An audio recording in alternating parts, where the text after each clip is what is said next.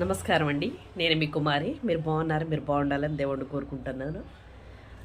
ఆ రోజు ఫ్యామిలీ చనిపోయారు. ఆ ఊరోళ్ళందరూ ఊరు ఖాళీ చేసి వెళ్ళిపోయారు. ఇంకా వాళ్ళ ఇద్దరు అబ్బాయిలు ఉన్నారండి అని చెప్పాను కదా. ఆ అబ్బాయి కోయదాన్ని కలుసుకోవడానికని అడవి ప్రయాణం అయ్యాడండి. అమావాస ఆదివారం గ్రహణం కలిసి వచ్చింది ఆ రోజు. కొంత దూరం అడవిలోకి వెళ్ళిన తర్వాత అతన్ని ఆ కోయ వాళ్ళు చూసి చాలా కొట్టి అక్కడ ఇంకా చనిపోయాడని పడేసి వెళ్ళిపోయారండి. ఆ అబ్బాయికి ఈ స్పృహ వచ్చేసరికి ఇంకా కొన్ని నిమిషాలే ఉంది గ్రహణం వీడిపోవటానికి. ఎంతో శక్తి అంతా కూడగట్టుకొని ఆయన ఏదైతే సాధించాలనుకుంటున్నాడో, తెలుసుకోవాలనుకుంటున్నాడో దానిపైన గురి పెట్టుకున్నాడు కాబట్టి ఆ దెబ్బలను కూడా లెక్క చేయకోకుండా లేచి బయలుదేరి వేరువేరుగా, అంటే వాళ్ళకి కనిపించకుండా పక్క దారిలో వాళ్ళకి కనిపించకుండా చాటుగా ఆ కోయిదర దగ్గరికి వెళ్ళాడండి. వెళ్ళంగానే ఆ అబ్బాయి దగ్గరికి వెళ్ళి నమస్కారం పెట్టి నుంచున్నాడంట. అతను ఎప్పుడో జరిగిన దానికి ఎంత ఆత్రపడుతున్నావేంటి నాయనా అని అడిగాడంట అండి. అడగంగానే ఆ అబ్బాయికి ఒళ్ళంతా చెమటలు పట్టిపోయి ఏం మాట్లాడాలో తెలియక అలా నుంచొని ఉండిపోయాడంట. కొంతసేపటికి అతనికి గుర్తు వస్తుంది, ఎందుకంటే ఈ నిమిషాలు అయిపోతే గ్రహణం విడిపోద్ది, మళ్ళీ ఆ సమయం వరకు ఆగాలనే ఆలోచన మళ్ళీ వచ్చి తనకు తానే ధైర్యం తెచ్చుకొని, స్వామి ఇలాంటి పరిస్థితి నాకు వచ్చిందని మీకు ముందుగానే తెలిసినందుకు నేను ధన్యుడను.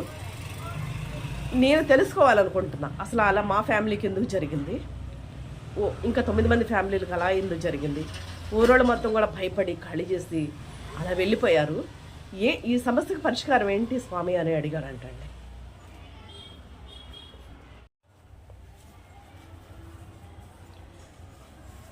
ఆ అమ్మాయి తీసిందని అజమీందార్ గారు నిర్ధారణ చేసుకొని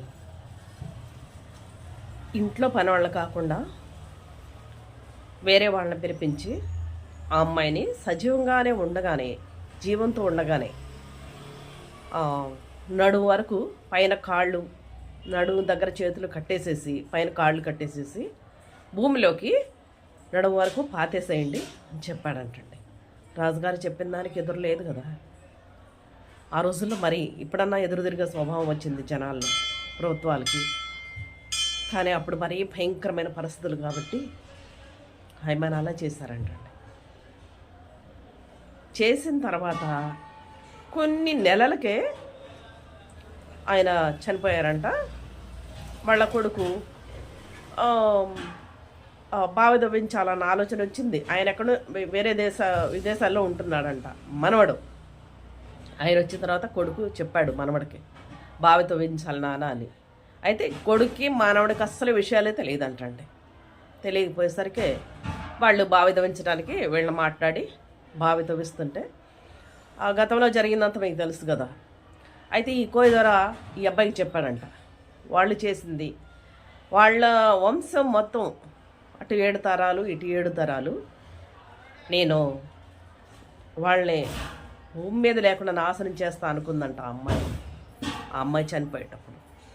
అది ఆ కోపము, ఆ బాధ, చేయని దానికి శిక్ష అనుభవించుతున్నాననే ఆ నరకం ఇంకెవరికి చెప్పుకోలేదు.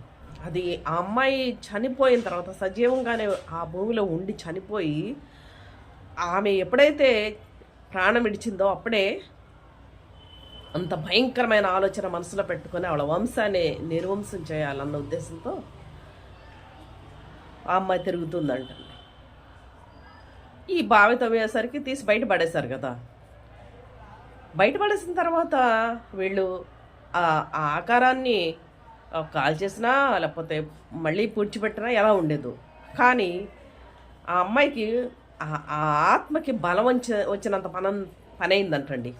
వాళ్ళు ఎప్పుడైతే పొడితో పాటు తీసి పడేశారు. అయితే కోయిదార ఏం చెప్పాడంటే, నువ్వు ఇక్కడి నుంచి మీ నాన్నోళ్ళు బావి దవ్విన యజమాని దగ్గరికి వెళ్ళేసరికి వాళ్ళు ఎవ్వరు ఉండరు, అందరూ చనిపోతారు రకరకాలుగా, చెప్పడానికి కూడా వీలుగానంత భయంకరంగా చనిపోతారని చెప్పాడంటండి.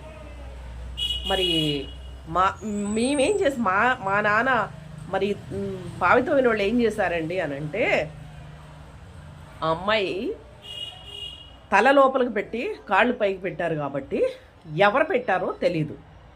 ఎవరైతే ఆ అమ్మాయిని ఇలా చేయటానికి సాహసించారు అనే ఉద్దేశం ఒకటే మనసులో పెట్టుకుంది.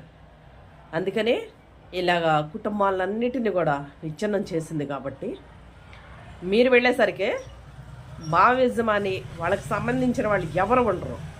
ఇంకక్కడితో ఆ అమ్మాయి పడిమారిపోద్ది. అంటే ఆ రోజుల్లో చెప్పేవాళ్ళండి పెద్దోళ్ళు, 12 సంవత్సరాలకు ఒకసారి పడిమారుద్ది అంటారు. ఆ అమ్మాయిని పాతి పెట్టిన తర్వాత కొన్ని నెలలకు వచ్చి ఏంటి బావితో వించటం, అమ్మాయిని తీసేయటము, వీళ్ళ ఫ్యామిలీలు చనిపోవటం, ఈయన కోయి దగ్గర దొర దగ్గరకు రావటం, ఈ సమయం అంతా గడిచేపాటికి అన్ని సంవత్సరాలు అయిందంట. ఆ తర్వాత కోయి దొరకి ఇచ్చుకోవాల్సినవి ఇచ్చుకొని దండం పెట్టుకొని ఆయన నిజంగానే చెప్పింది జరుగుద్దా లేదా ఇంకా సందేహం అనమాట ఆ కుర్రాడికి. వచ్చి చూసేసరికి ఆ బావి దవించిన ఆయన ఎవ్వరూ కూడా అసలు ఆనమాలు కూడా లేకుండా చనిపోయారంట అండి అందరూ. అయితే ఆ అమ్మాయి పడిమారిపోద్ది. ఇంకెవరిని ఎలాంటి హింసకు గురి చేయదు, మీరు నిశ్చింతగా ఉండొచ్చు అని చెప్పి ఆ కోయదర అబ్బాయిని వెన్ను తట్టి ధైర్యం చెప్పి పంపించాడంటండి. ఇది జరిగిన సంఘటన. ప్లీజ్ అండి షేర్ చేయండి, లైక్ చేయండి, సబ్స్క్రైబ్ చేయండి.